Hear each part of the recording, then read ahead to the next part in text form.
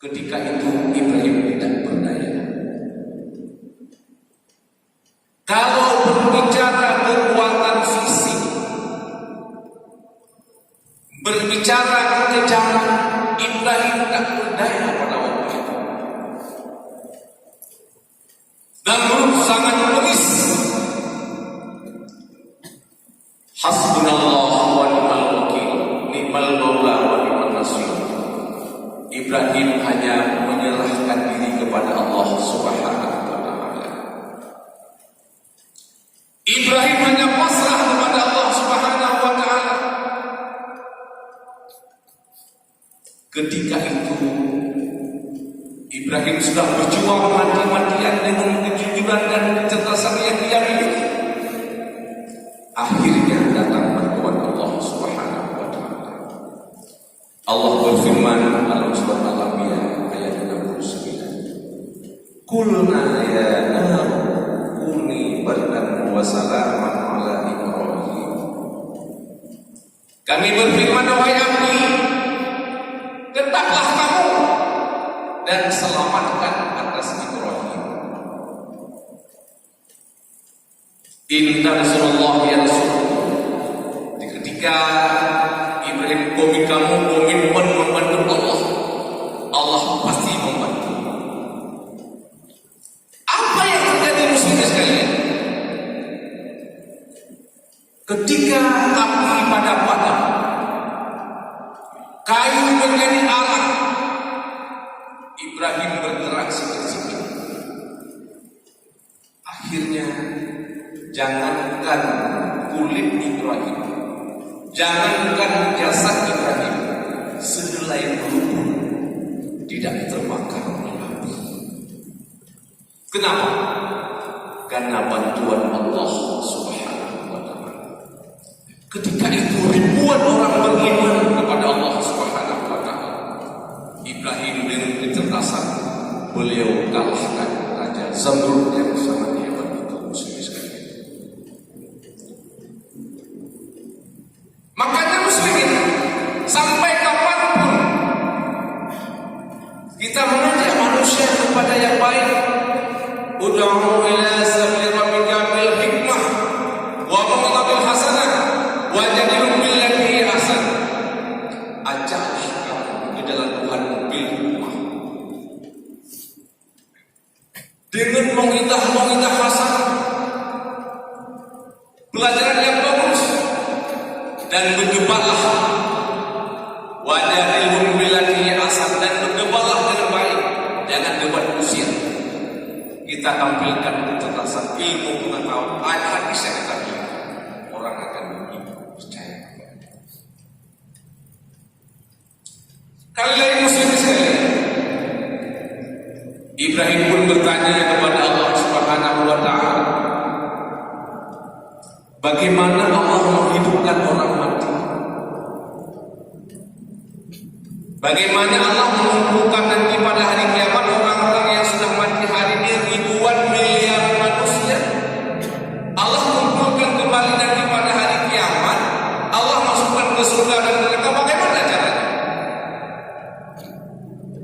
Ibrahim berdialog dengan Allah Subhanahu wa ta'ala di surah Al-Baqarah ayat 360. Wa izz qala Ibrahim rabbi arini kaifa tuhil maut.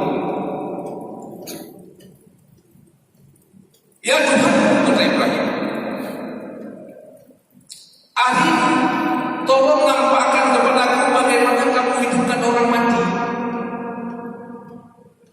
Orang-orang yang sudah mati, bagaimana kamu hidupkan kembali, kata Ibrahim. Ketika itu Allah menjawab, awalam tu'min, apakah kamu tak beriman dengan Ibrahim? Apakah kamu tak yakin kepada Tuhan Ibrahim? Walakin yatma'inna qalbi. Saya beriman ya Allah, saya beriman kepadamu ya Allah, tetapi itu meyakinkan hatiku, untuk menenangkan hatiku. Bagaimana caranya? Ketika itu Allah berfirman, hai Ibrahim,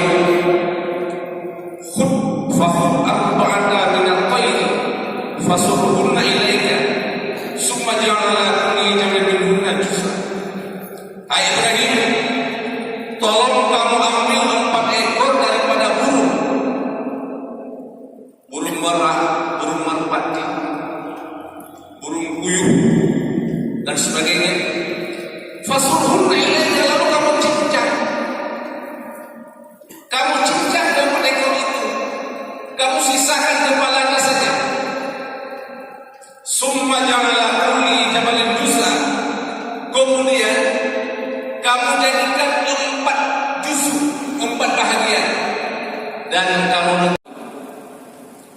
bagikan, kamu aduk-aduk 4 ekor itu, kamu bagi 4, kamu letakkan di masing-masing satu juzuk. Summa da'uhunna ya'tika sa'ya. Kemudian kamu panggil kembali burung-burung itu. Kamu panggil burung merpati, burung merak, burung puyuh, kamu panggil. Semuanya beliau lakukan. Ibrahim pegang kepalanya 4 ekor, lalu dipanggil, wahai merpati, terus kembali kumpul pada kepalanya. Merak juga demikian, kumpul pada kepalanya. 4 ekor itu kumpul pada kepalanya masing-masing dengan sangat cepat. Wa'lam anna Allah azizun hakim. Ketahuilah, sesungguhnya Allah makin lagi maha bijaksana. Jadi begitulah nantinya pada hari kiamat Allah menyuruh kita. Ini Allah gambarkan kepada sosok Nabi Ibrahim, sehingga tidak menjadi motivasi kepada kita pada hari ini. Hari ini semuanya kita meninggal dunia, yang nantinya dikumpulkan Allah Subhanahu wa Ta'ala. Walaupun hari ini kita akan ada yang mati masuk kuburan, ada yang meninggal dimakan binatang buas, ada yang meninggal kena bom berkeping-keping, ada yang jatuh pesawat terbang. Namun pada intinya nanti kita akan kumpul kembali seperti biasa, dan kita akan menghadap Allah Subhanahu wa Ta'ala. Makanya Allah berfirman dalam surah Al-Baqarah juga, kullu nafsin za'iqatul maut. Setiap yang bernyawa pasti bertemu dengan yang namanya mati. Setiap yang bernyawa pasti bertemu yang namanya maut.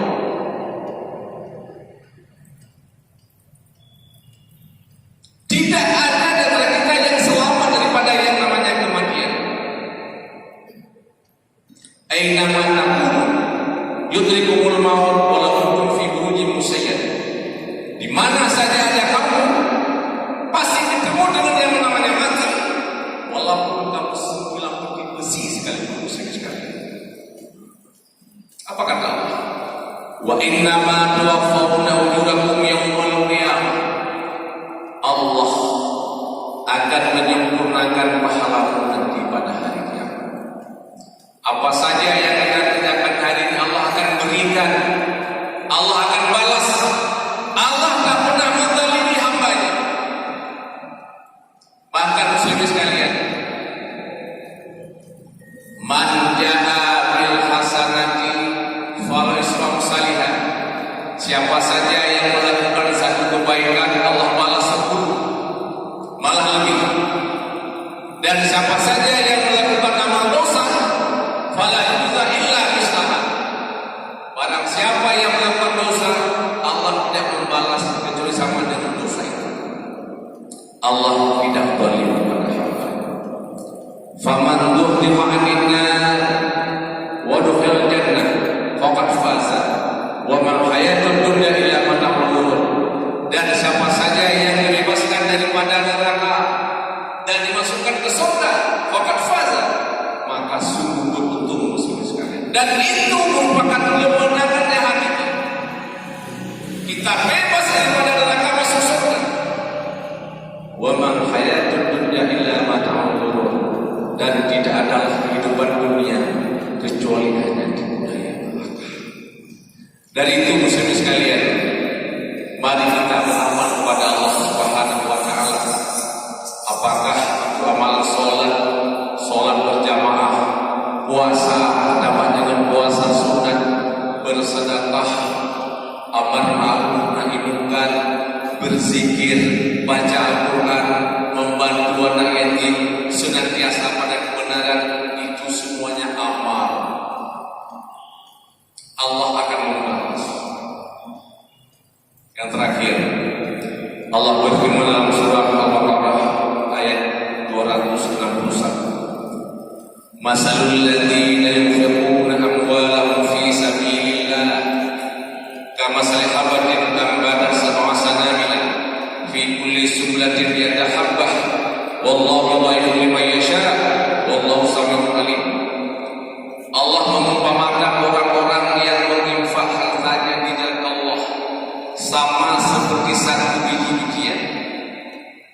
Kita bersedekah di jalan Allah sama seperti satu biji bijian yang tumbuh 7 tangkai, dan pada tiap-tiap tangkai tumbuh 100 biji.